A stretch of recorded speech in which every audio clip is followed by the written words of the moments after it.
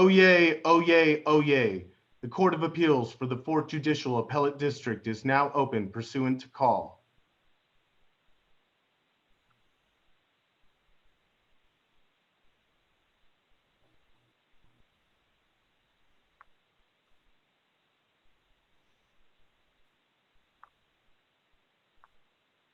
Good morning.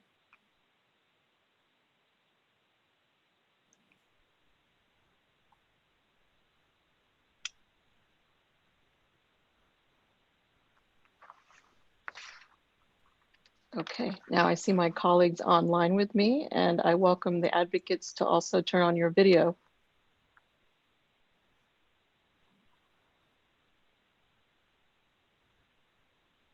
Good morning, gentlemen, and welcome to the 4th Court of Appeals. At this time, the current environment precludes us from welcoming you into our courtroom and holding live arguments at the Cadena Reeves Justice Center in San Antonio. The court welcomes the advocates this morning on this Zoom virtual platform, as well as the interested parties and general public viewing these proceedings on our YouTube channel. Please be aware that should we suffer any unforeseen technical difficulties, I will stop the clock. If necessary, I may temporarily suspend the proceedings and the judges will recess briefly. Our clerk of the court, Mr. Michael Cruz, will provide you with further instructions and assistance as needed. Once resolved, we will resume the hearing and counsel will proceed at the time that remains allotted to him. In light of the virtual nature of these proceedings, again, I wish to provide you some guidance to help you navigate through the panel's questions this morning. The justices have decided to raise their hand like so. When she wishes to ask a question, I may have to verbally interrupt you should your attention veer away from the screen too long so that we can ask for your attention. At this time, beginning with counsel for the appellants, I call for announcements. In the matter of, I'm going to slaughter these names very likely, but it is Arty Straehla and Kinsey versus AL Global Services, LLC, cause number 0419-812-CV. Good morning, Your Honor. Good morning, Your Honor. Scott Bernard for Appellant Straehla. Russell Herman for Appellant Kinsey. Good morning, Blake Stribling for Appellee AL Global Services, LLC. And we're ready. Again, good morning. You see a separate screen with the timer that will alert you to your allotted time remaining. I understand that counsel for the appellants may split their time. You've been instructed accordingly by our clerk, and I invite counsel for the appellant to proceed. Thank you, Your Honor. Good morning. May it please the court, the TCPA broadly protects two core freedoms that are at issue here: the freedom of speech and the right of association. Alpha Lobo's claims against Mr. Straehla violate these freedoms by targeting his communications that implicate a public concern, namely the public health and safety work to rebuild Puerto Rico after the devastation caused by Hurricane Maria. As a result, the trial court erred in denying Mr. Straehla's motion to dismiss under the TCPA for three different reasons. First, the TCPA defines the exercise of free speech as, quote, a communication made in connection with a matter of public concern. The TCPA also defines the right of association to protect communication. Here, Alpha Lobo's petition repeatedly targets Mr. Straehla's communication in connection with COBRA's governmental contract work to rebuild the island of Puerto Rico, thus invoking the protections under the TCPA. Second, Alpha Lobo cannot meet its burden of making a prima facie case as to each and every element of its claims under the requisite clear and specific evidence standard. And third, even if Alpha Lobo could, Mr. Straehla has proved at least one of his defenses by a preponderance of the evidence. And so for all these reasons, we're asking this court to reverse the trial court and render judgment dismissing the claims against Mr. Straehla and for the other relief sought in our briefing. Let me start by talking about the nature of Alpha Lobo's claims. The communications here at issue that implicate the TCPA talk about COBRA's governmental contract work to restore the island of Puerto Rico's power. In 2017, in the aftermath of the hurricane, COBRA entered into a first contract with PREPA, which is the Puerto Rican Electric Power Authority responsible for the grid, the electrical grid in Puerto Rico. At this time, the situation on the island was very chaotic, and COBRA needed security to protect its workers while they rebuilt the electrical grid and restored power. So they entered into a contract with Alpha Lobo to provide this security. That contract is called the Master Service Agreement, or the MSA. The MSA ended in August of 2018. And then separately, COBRA entered into a new contract with PREPA for a different phase of the rebuilding process, and also entered into another security contract with a company called Espada.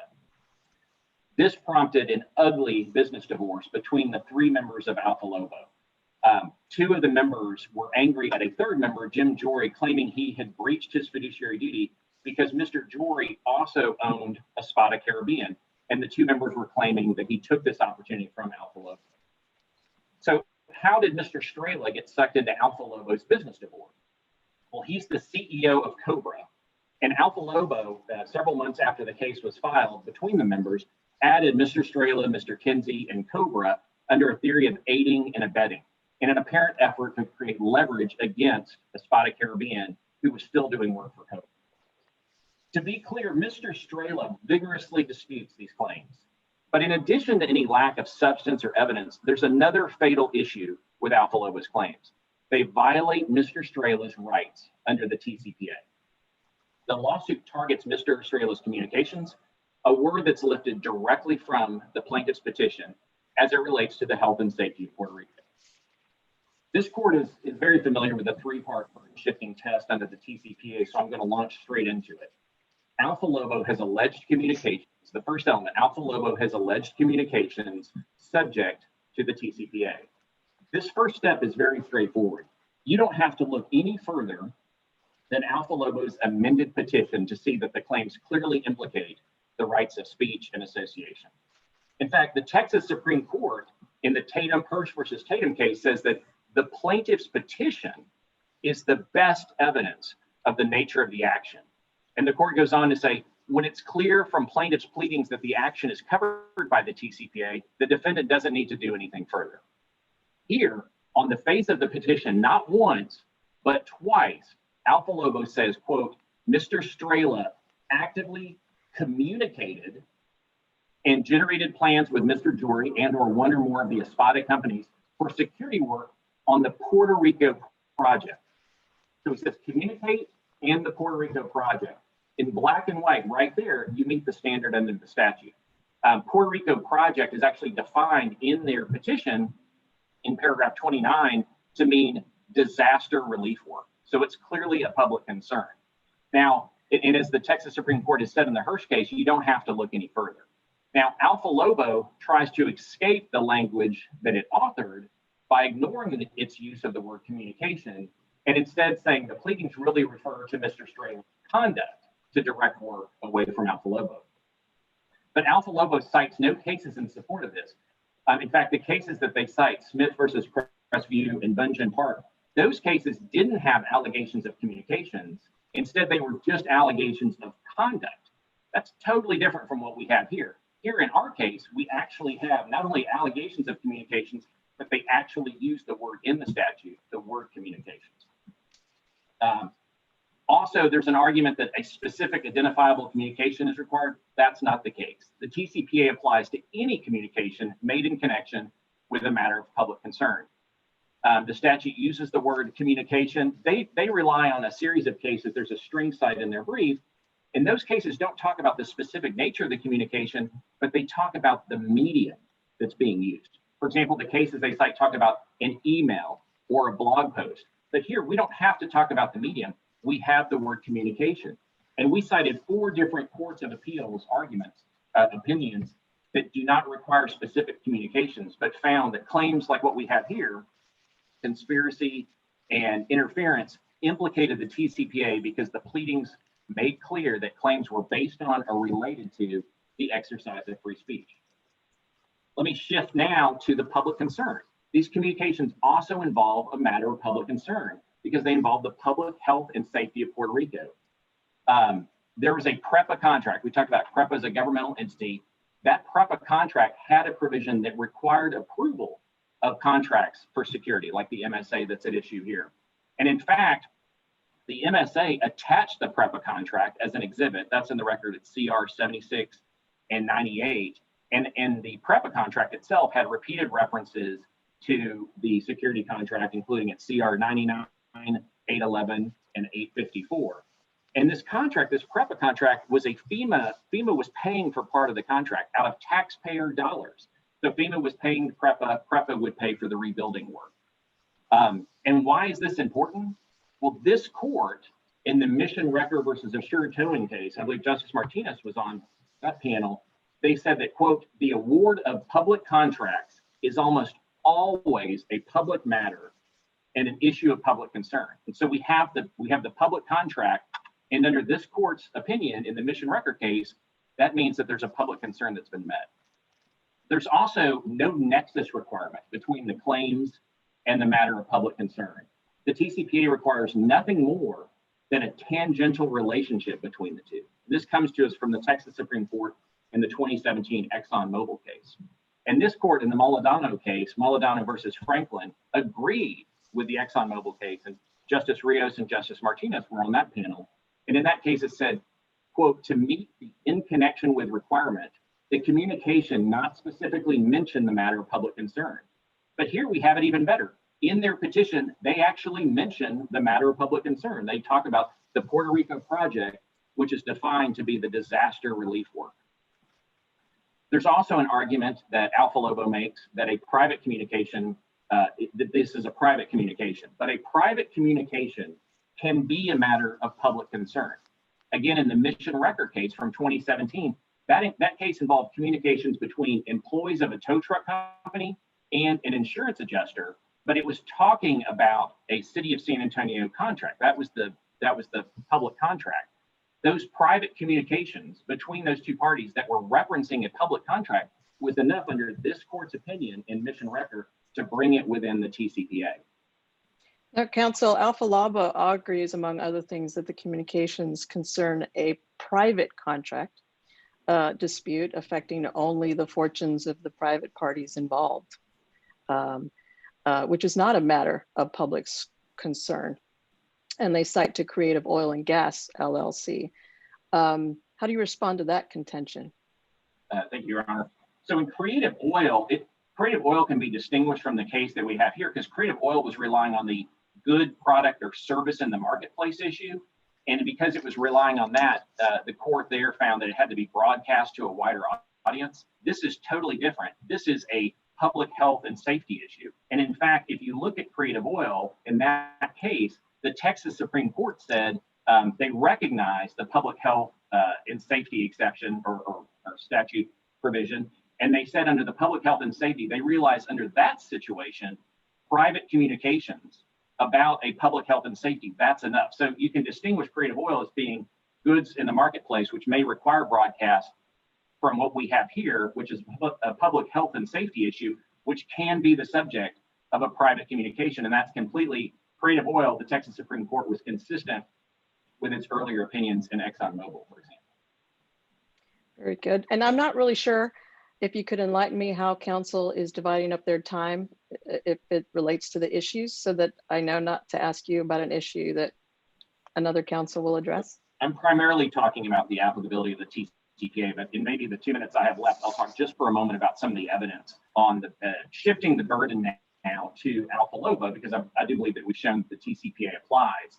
Then Alpha Lobo has the burden of showing its evidence by clear and specific evidence. And here it cannot do so for two reasons. First, on its aiding and abetting claim, it appears to have abandoned this, probably because the Texas Supreme Court has not recognized such a cause of action.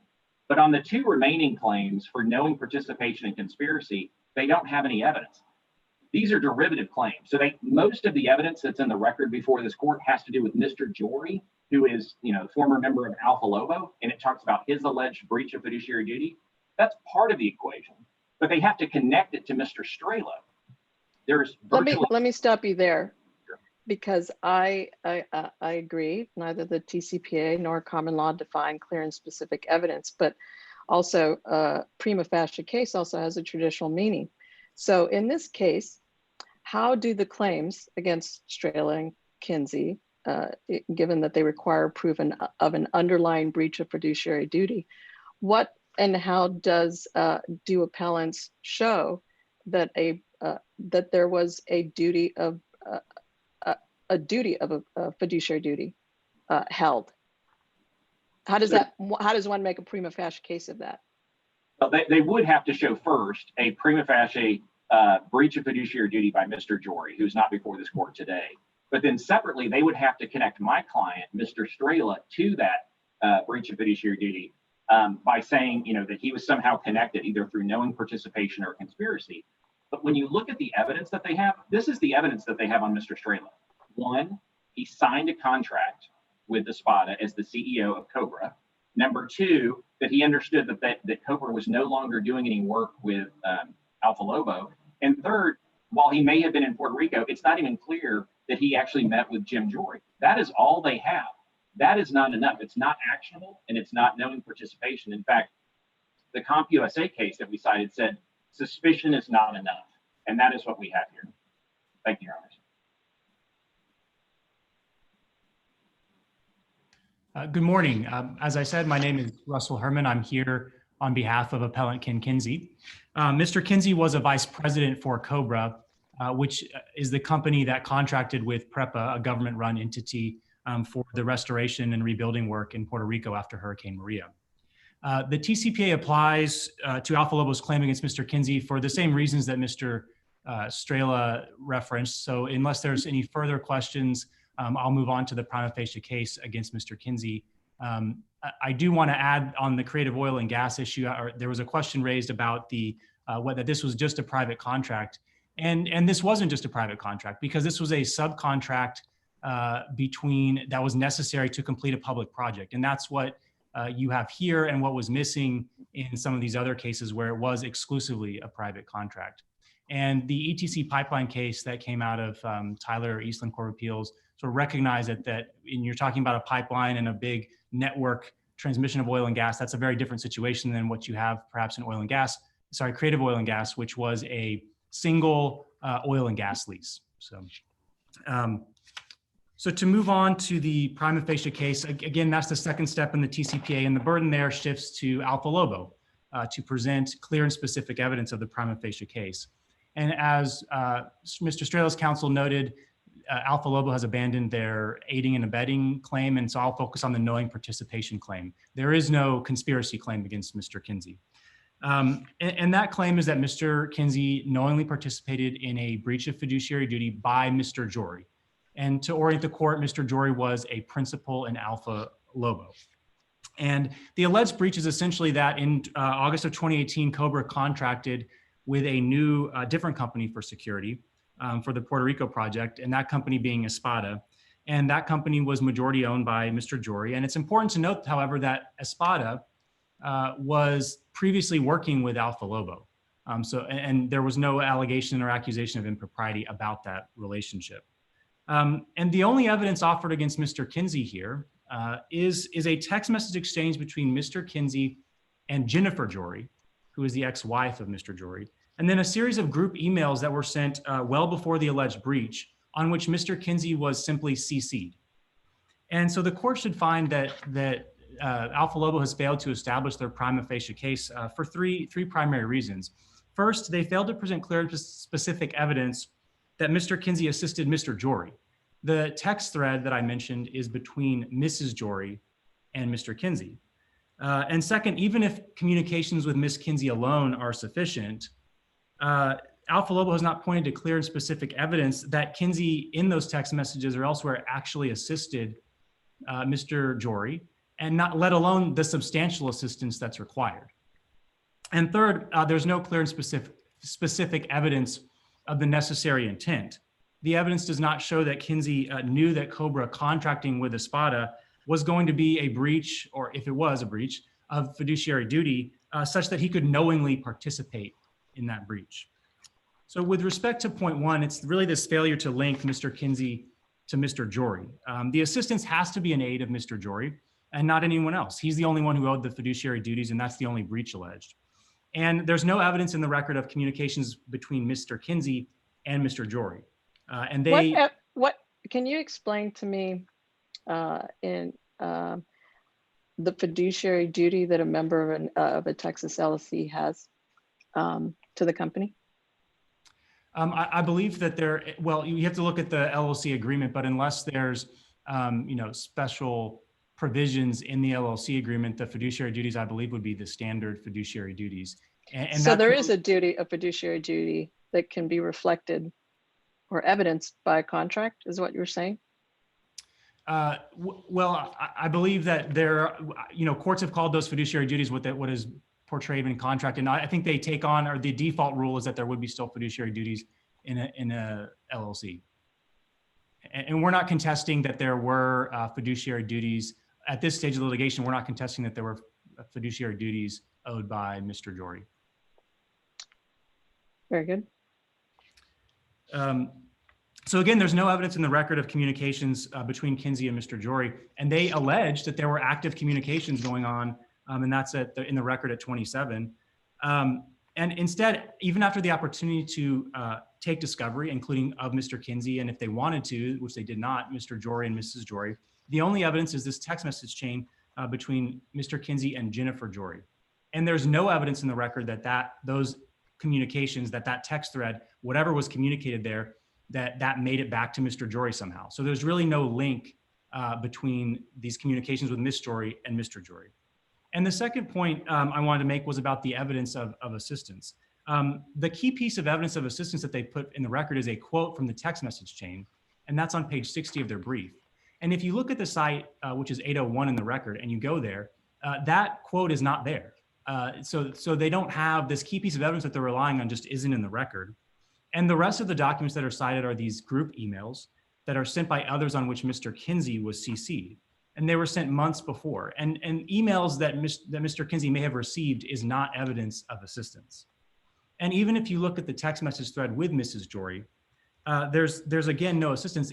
At most, there was some discussion of an RFP process, very generically. It was done in hypothetical terms. And then if you look at Alpha Lobo's brief, though, what they've stated is that RFP process never happened. They don't believe an RFP process was utilized. That's what they've asserted in their brief on page 11. And therefore, how is that assistance? How is that substantial assistance if the RFP never happened? There was no leg up given or anything that they pointed to. But even if there was some sort of information given to Mrs. Jory, the RFP never happened, so it couldn't have possibly provided any assistance. And finally— Is there evidence that Straehla, as a member of Cobra, knew that Jory was a member of Alpha Lobo? Well, I can't speak for Mr. Straehla, but Mr. Kinsey, it was known that Mr. Jory was a member of Alpha Lobo, yes. So Cobra had evidence of the contract, or rather the LLC corporate documents that show that Jory was a 1/3 member of Alpha Lobo. Is that right? I mean, that's part of the evidence that Alpha Lobo is saying Straehla at least knew that there's a fiduciary duty to Alpha Lobo that Jory held because he was a member of the LLC. What other evidence do you contend that was necessary to make a prima facie finding that there was a fiduciary duty? Well, Your Honor, I see my time has expired, but if you don't mind me answering that question. The evidence in the record, we are not contesting there is a fiduciary duty at this stage of litigation. We're not contesting that between Mr. Jory that he owed the other members of Alpha Lobo. What we have pointed out is that there's no evidence in the record of Mr. Kinsey's assistance being provided to aid Mr. Jory in breaching the alleged fiduciary duty. So yeah, I'm confused because in your brief, it says Straehla argues that Alpha Lobo did not present a prima facie case of Straehle's knowing participation in a breach of fiduciary duty because there's no evidence as to Straehle's knowledge that Jory owed a fiduciary duty to Alpha Lobo. So again, other than knowing that he was a member of the LLC, to make a prima facie case, Straehla asserts that the only evidence to make that case was the contract and in emails indicating that Jory was a member of Alpha Lobo. What more evidence does Straehla contend was necessary for a prima facie case to be made to satisfy the first element, to show that there was in fact a duty? Don't go into breach yet, but just duty. Was the duty element met? We believe that there has been a prima facie case that there was a duty made. We're not contesting that there was a prima facie case made that there was a duty owed by Mr. Jory to the rest of Alpha Lobo. Where we do contest is the assistance provided and whether that was knowing, because to knowingly participate in the breach, he has to know that the Espada contracting with Espada was a breach. And given the prior relationship that Alpha Lobo had with Espada, and in the record, he said he didn't know anything about who owned what. There's just no way he knew that Espada was, a contract with Espada would be a breach of fiduciary duty. What did Straehla know that Jory was a managing member of Alpha Globo? And is that enough to impute knowledge on Straehla that Jory owed a fiduciary duty on Alpha Global? Your Honor, I don't want to, are you referring to Mr. Kinsey? I don't want to speak for Mr. Straehla's knowledge, and I'm not prepared today to speak. Forgive me, I'm confused. Yes. Well, in comparison, I mean, Kinsey is a corporate officer, VP of operations, and Straehla is the CEO. Is there a distinction then? If that, I'm just looking at the evidence of duty, of the existence of a duty of fiduciary duty that Jory had for Alpha Lobo. Is it the same? Is it the same amount of evidence necessary for any corporate officer, Kinsey or Straehla? I don't believe that either of us are contending that, given the relationship between Cobra and Alpha Lobo, that we are contending that there was no fiduciary duty owed by Jim Jory to the other remaining members of Alpha Lobo. And if we did that, I would, the clarification that it may not have been as clear in the brief as we had hoped, but what I think the real key is whether he knew enough about who owned what to know that this alleged breach involving Espada was a breach of fiduciary duty. So that goes to breach and not duty. Very good. Your time is up. So thank you, counsel. And you'll have a few minutes for rebuttal. Thank you. Counsel. May it please the court, and good morning. This case is about the acts of a faithless fiduciary, Jim Jory, who usurped opportunities and committed other breaches of his duties that he owed to Alpha Lobo to secure for himself lucrative work in connection with opportunities in Puerto Rico in the aftermath of Hurricane Maria. And it's also about, as I think we'll explore some today, how he had help in doing that from a host of other folks, including the two appellants here, Mr. Kinsey and Mr. Straehla. Turning to the first part of the analysis here under the burden shifting framework, we would respectfully submit that appellants failed to carry their weight on establishing that the TCPA is implicated here. With respect to free speech, I think appellant's argument is entirely disconnected if we really explore it from the statutory standard and the underlying policy. On both fronts, as we will explain, appellants asked this court to venture well beyond the statutory standards and the underpinning policy considerations at play in the TCPA, and they asked to do so to take the court to a place that other courts have rejected. One point I would make up front, as this court is aware, the TCPA free speech is looking at certain protected expressions and suits that are based on that. The communications in question there, to even get out of the gate on the analysis, must have been made and must have been shown by the movements to have been made by them. Although it was not discussed much here today in the papers, there is extensive treatment by the appellants of communications that were not alleged to have been made by them at all, but rather have been made to them by Mr. Jory and others. And the allegations go on to explain that then the appellants acted based on those communications. But they weren't the appellant's communications. Much of what's discussed in the briefing simply wasn't. We do agree with appellants that the petition is the best guide, is the right roadmap to sort of roll up our sleeves and evaluate, does the TCPA apply here? Have the appellant shown that? On that front, though, what we would say is that the law is look at the pleading. We embrace that, but we believe the court should look at the entire pleading holistically. And then also, as the Sloat opinion says, favor any conclusion in doing so that the claims are not predicated on protected expression. If the court follows that approach, what you'll see is that in paragraphs 36, 38, and 40 of the amended petition, it is very clear that Alpha Lobo is alleging that many of the communications that's covered in appellant's briefing were made to the appellants, not by them. Turning then, though, to the conspiracy allegations, the knowing participation allegations that appellant's argument focuses on. Here, I think up front, it's important just to point out that appellants, the suggested standard for how they would get to matter of public concern, to the extent you can infer some communication by the appellants, the way they would get there, we would submit is just not the standard under the TCPA. Rather than me try to characterize it, I would just use the language of the appellants. In Kinsey's reply brief, here's what he says. He doesn't point to the analysis being guided by the substance and the content of communications, not at all.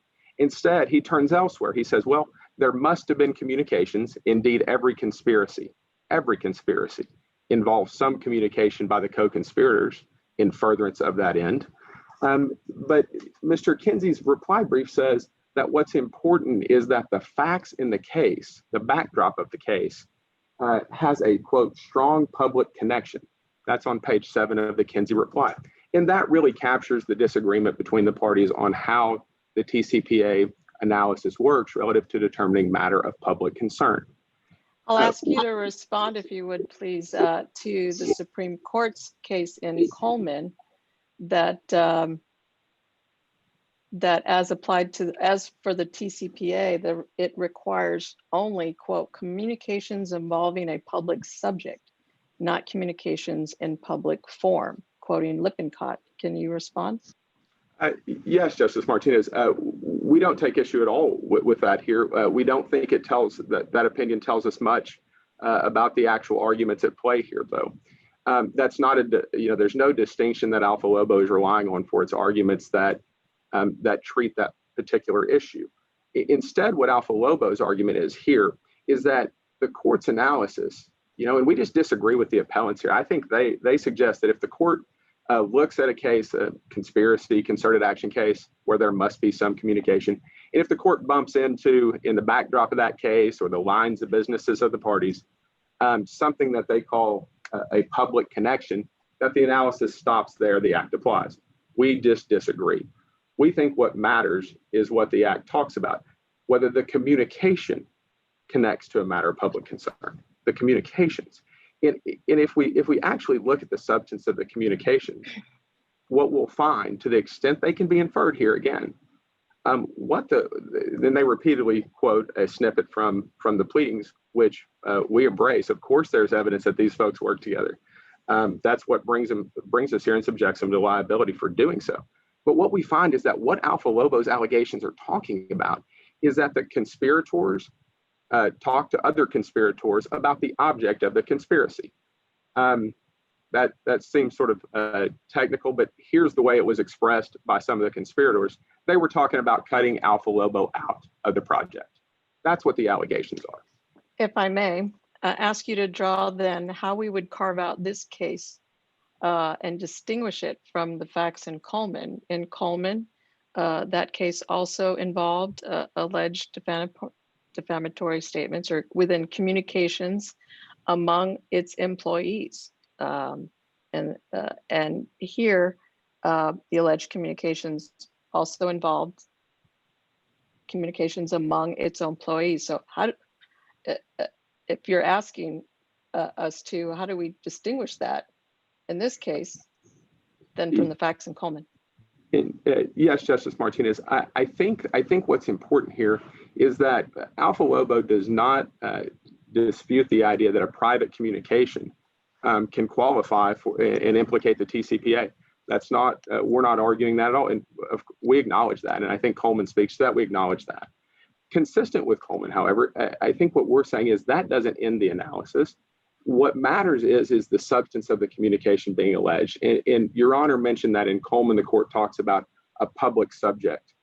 And there, I think the court is pointing us to exactly what matters here. I think it's important that appellants be more precise in their argument if they're asking this court to find they carry their burden. So Coleman points to, let's look at the substance of the communication, the content. And there's no public subject in the content of the communications that may be inferred here. And what I mean by that is that courts have repeatedly recognized that it's not enough to simply say, well, the folks who are communicating were involved in a certain line of work. They participate in a certain industry. The Blue Gold opinion makes this point. I think the Creative Oil opinion makes the point well, where during the oral argument, Justice Heck asked a question that captured it. He said to the movement in that case, the movement below, he said, are you really saying that folks are involved in oil and gas business? Obviously, oil and gas generally is important to the people in the state of Texas, sure. But are you really saying that any communication by folks in that business about oil and gas is somehow protected under the TCPA? The court's opinion answers the question that Justice Heck presented. And it says, well, we know, of course not. Of course, it's not every communication. And this is where we find fault with appellant's argument. Where you have conspirators talking about how to cut out Alpha Lobo, what we're talking about is the private fortunes and the pecuniary interest of those conspirators. That's all that's at play here. Weren't they alleged communications made in connection with the environmental, economic, and community well-being of Puerto Rico? Because these entities were hired to rebuild Puerto Rico, its electrical grid, power grid. So while Coleman addressed communications regarding a gauge in a petroleum tank, but whether or not its impact would have on the environment,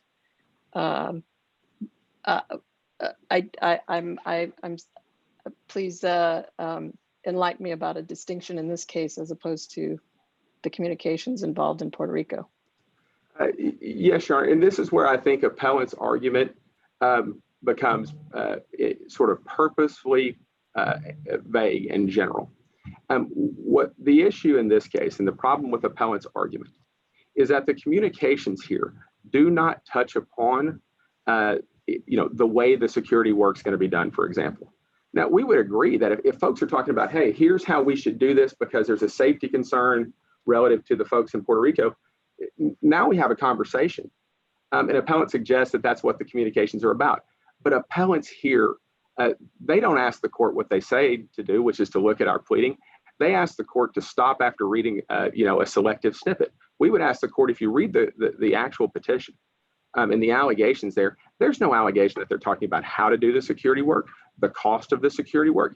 And contrary to their argument, there is absolutely no evidence in this record that somehow these communications that they talk about were in connection with something that required public approval. Cobra already had its contract. It already had its contract. And it was talking about, quite simply, to the extent the communications can be inferred, it's something like this. Mr. Jory said, instead of writing the check to Alpha Lobo, write the check to Espada Caribbean, or otherwise, I'll disclose things that could be damaging to your interest, your private interest.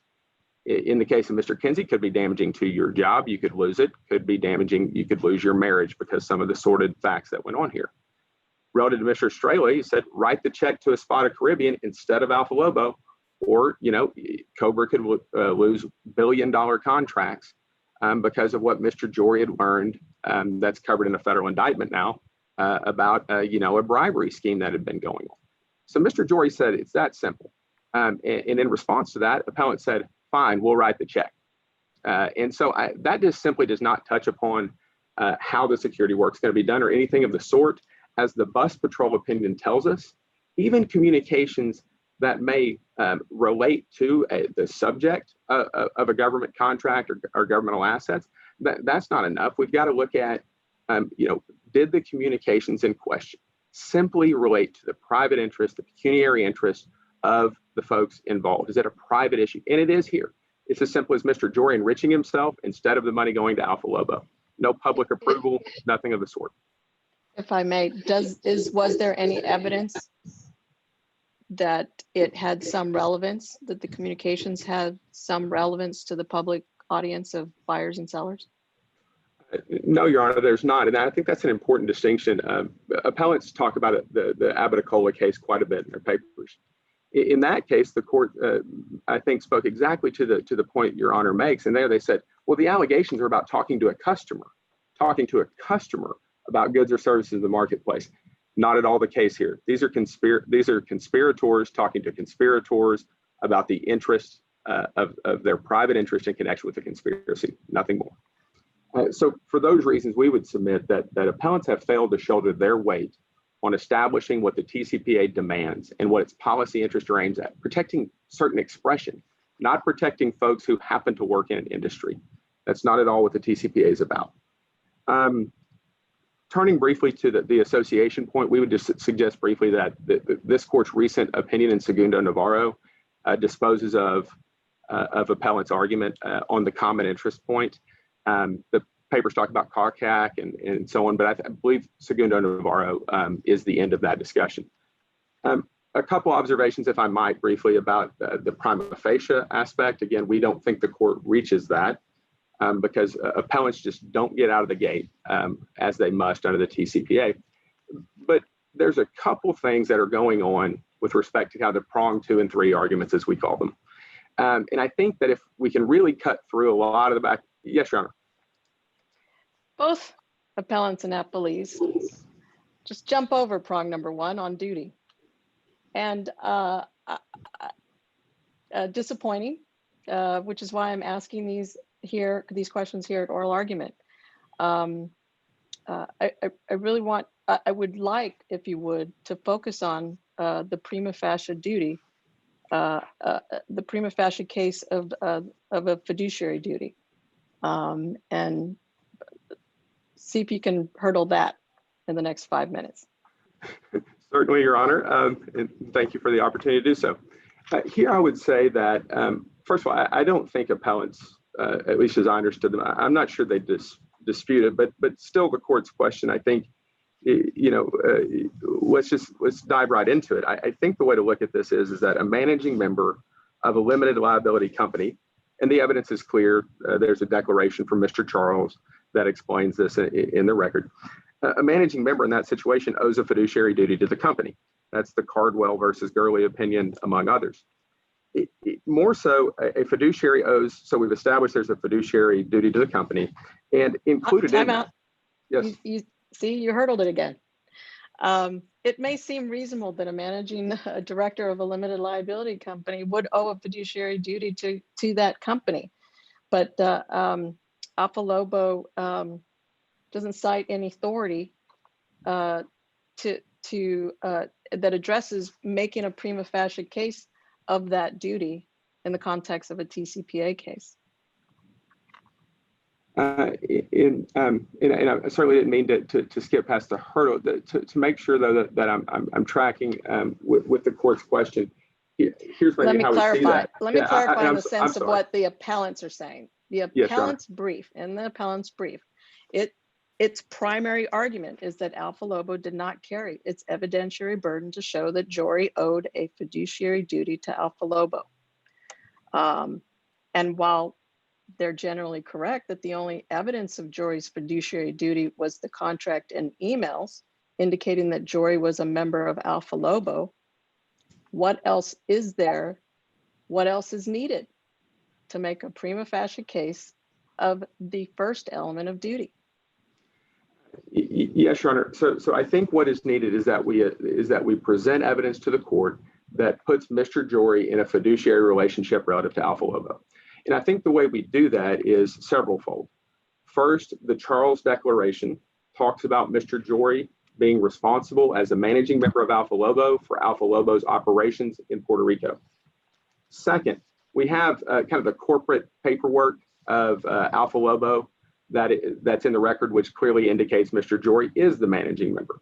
And so, I think those two pieces of evidence come to mind, Your Honor, as clearly demonstrating Mr. Jory is in that fiduciary seat relative to Alpha Lobo's operations on the island as the managing member.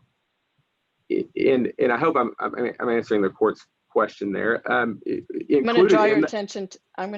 If I may, I will draw your attention to the one and only site that your brief offers. And it is a memorandum opinion of one of our sister courts, Cardwell versus Gurley, out of Dallas. And that's the only site that you offer to, again, just sort of presume that this duty exists. And while it's unclear under Texas law, both under the Texas Limited Liability Company Act and the Texas Business Organizations Code, is there a presumption of the existence of fiduciary duties? What's the case law that outlines what those duties are as fiduciary duties for a member of an LLC? Yes, Your Honor. One case that we would point the court to is called International Bankers Life against Holloway, where there, in terms of the contours of the duty, it talks about the duty of loyalty and that the fiduciary would be under an obligation not to usurp opportunities for personal gain. I also think it's important to note that the evidence in the record here also supports the idea of what's sometimes called an informal fiduciary duty. And it does so by saying, and the Charles Declaration I think is so important here, it makes clear that Mr. Jory is down in Puerto Rico to act for the interest of Alpha Lobo.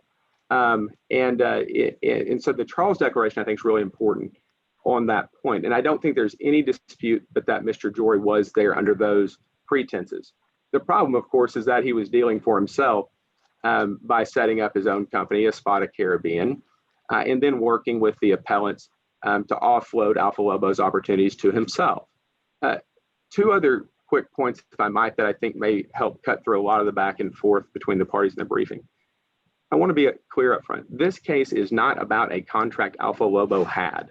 This is about the opportunities it should and would have had, but for the acts of appellants. And what I mean by that, and maybe the way we kind of talked about it over here a couple of days ago, was if the court just looked at the case and said, let's pretend there never was any MSA between Alpha Lobo and Cobra, for example, we would respectfully submit that our evidence holds up kind of in that world under that analytical framework. And that tells us all we need to know.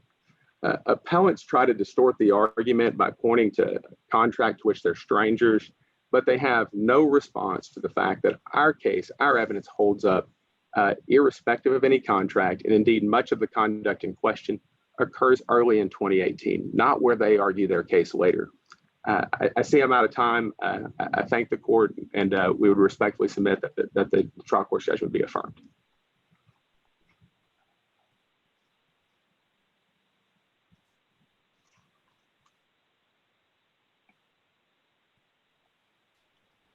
Because we've had some technical issues, and I've taken much of the time in asking questions, I do want to ask my colleagues if they do have any questions of Appellee before we turn to the appellant. Very good. Then Mr. Barnard.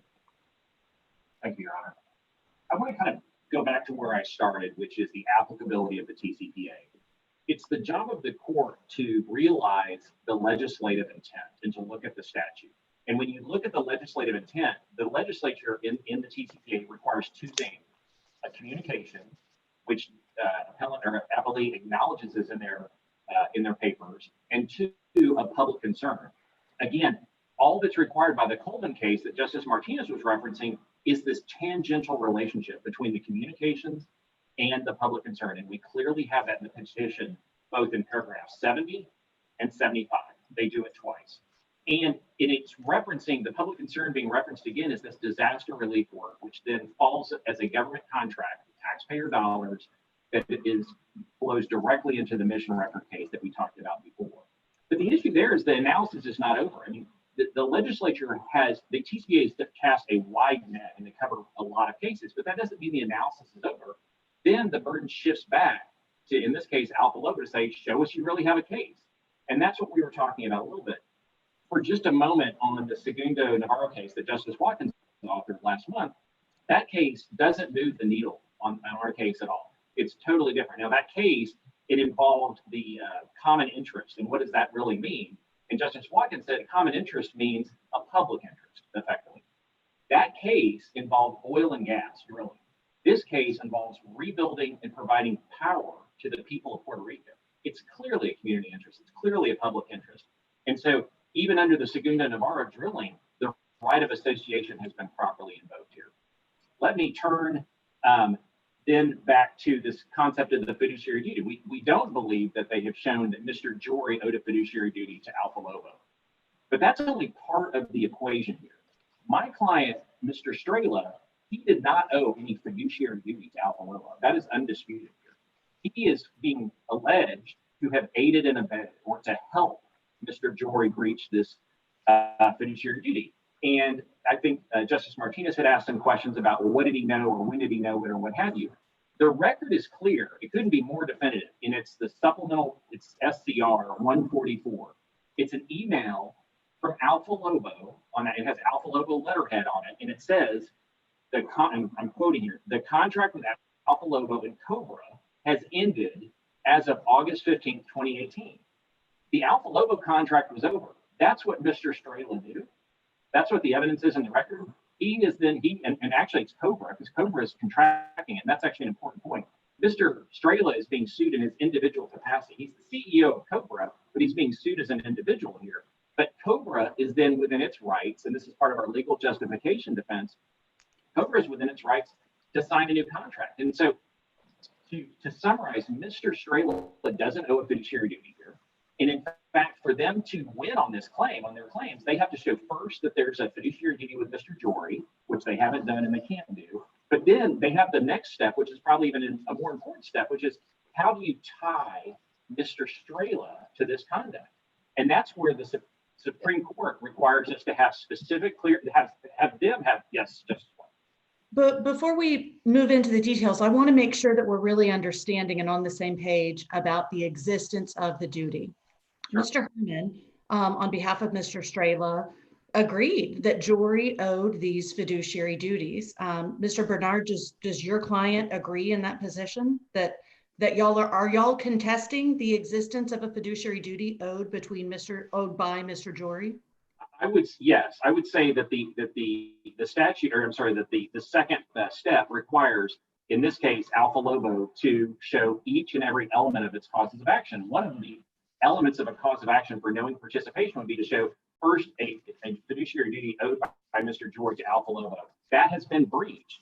And then they have to move to the next step to show how my client, Mr. Straehla, had some sort of connection to that. And we would argue, I focus, to be honest, primarily on the evidence as to Mr. Straehla. I know that they have some, they claim that they have some evidence in the record.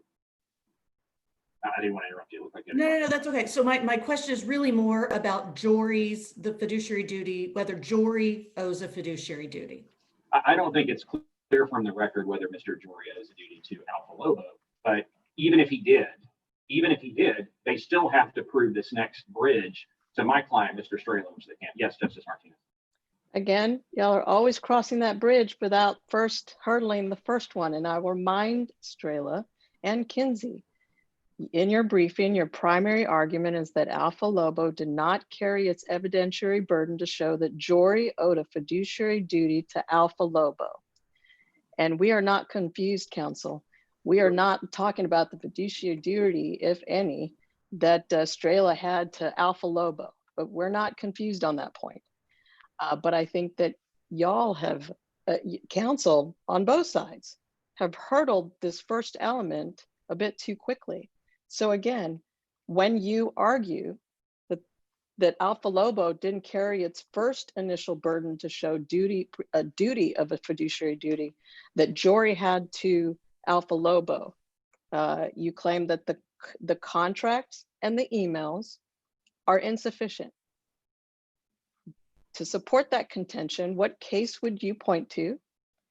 And what evidence would you expect that they must marshal in response to your TCPA motion to dismiss to hurdle that first element of duty, fiduciary duty.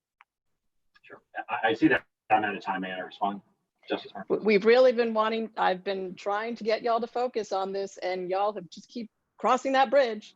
And I'm going to keep you on this side until until we can try and get some answers to that.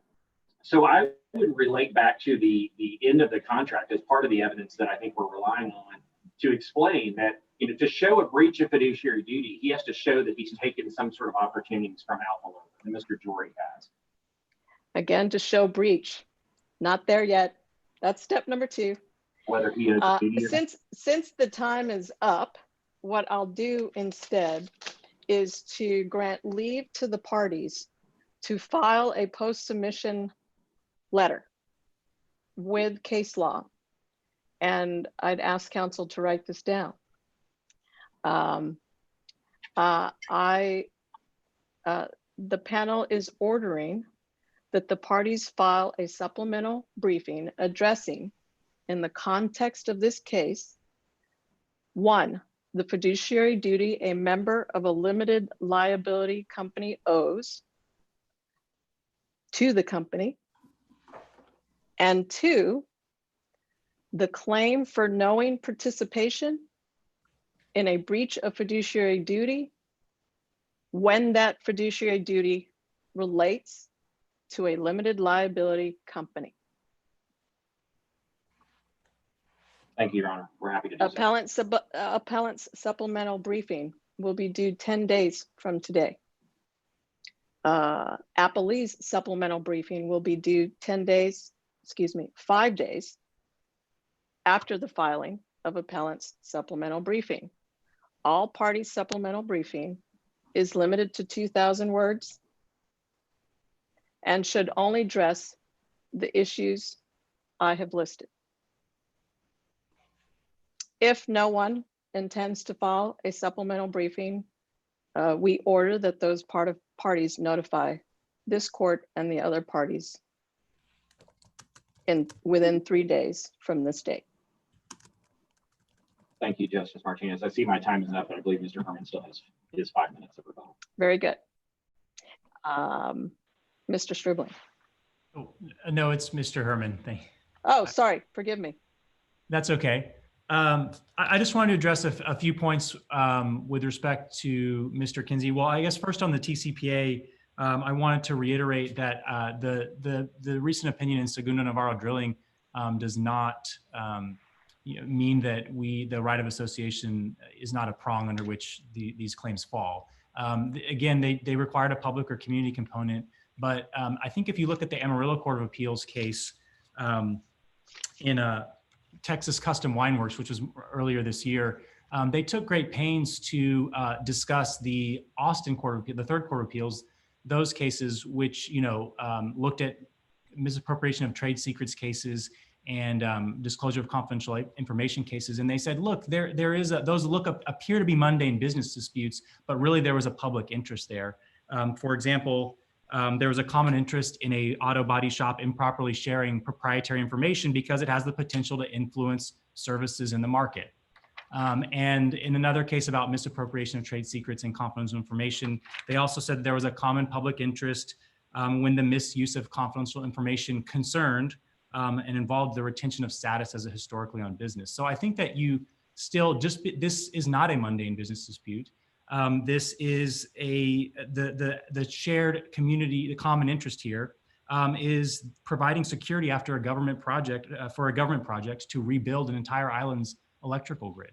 So if the Amarillo court is right that these cases out of Austin really did exhibit a public interest, then you definitely most certainly have one here. I do want to point out also that I believe the appellees are mistaken about Coleman, and Coleman did not require that there was a expressly mention that communication did not have to mention a matter of public concern. And so therefore I think the tie here just has to be tangential, and we have that here. And now they've shifted a little bit on argument here to talk about this alleged rape and an extortion plot and a federal indictment and things like that. And those just also prove the point that there's a public concern here. crimes and things like that, government involvement. Government is one of the prongs as a matter of public concern. And so if they're really going to shift to say, no, it's not just about the security work, which we believe has a tie to health and public safety and all that, but it's about these communications involved in extortion plot and a federal indictment. Well, those two tie to matters of public concern. They bear a tangential relationship to them. So I think that actually their argument made that very clear. With respect to Mr. Kinsey, I do want to say I didn't hear any attempt to show that there or point out evidence in the record that tied Mr. Kinsey to the knowing participation in breach of fiduciary duty. And I understand that that's jumping, and that's why there's going to be supplemental briefing. But I do think that once you get past the fiduciary duty issue, they still have to show clear and specific evidence of Mr. Kinsey's knowing participation and that he assisted in the breach of fiduciary duty. And all that you have is a text message thread to Jennifer Jory, who was Mr. Jory's ex-wife. And there's no evidence in the record that she was communicating what was told to her back to Mr. Jory there. And so I think that there's just a lack of clear specific evidence on the remaining elements that they need to show for knowing participation by Mr. Kinsey. How would you respond to the evidence of Kinsey's awareness of his participation in the email correspondence from Espada Caribbean executives, keeping Kinsey apprised of the new contract between Cobra and Espada Caribbean, in addition to the evidence of the relationship with the former Mrs. Jory, Jennifer, who is the owner of Espada Caribbean. And there's some contention that the evidence is greater as to Kinsey when it comes to knowing participation. Is your reply to that? Well, if you look at those emails, and I believe the ones you're referring to, Mr. Kinsey was CC'd on those emails. So he's not participating. And again, the documents were produced in this case, depositions were taken. Mr. Kinsey was not responding or participating. I don't think you can say that there's a case for knowing participation, which requires substantial assistance, by saying that receiving a group email in which someone was CC'd and then not responding back, that would rise to the level of substantial assistance or knowing participation. And so while it might go to conspiracy, but it won't go to knowing participation? Well, Your Honor, there is no conspiracy claim against Mr. Kinsey. No, that's why. Yes. So that there's no conspiracy, not one alleged against Kinsey, but there's not enough for knowing participation. Exactly. The way they've chosen to assert the claims, they need to show substantial assistance by Mr. Kinsey and not just knowledge and participation in the conspiracy. Being CC'd on an email. Yes. Very good. Judge Watkins, Judge Rios. Nothing from me. Thank you. Thank you very much. As a courtesy, I'll ask our clerk to send a letter to counsel identifying those 2 points so that we can be clear. And unless there's anything further, your case is submitted and an opinion forthcoming. Thank you, counsel. Excuse the technical difficulties early on and obviously our challenges in keeping track of everyone in this Brady Bunch style screen that I have in front of me. I wish y'all good health and a good day. Thank you very much. Thank you.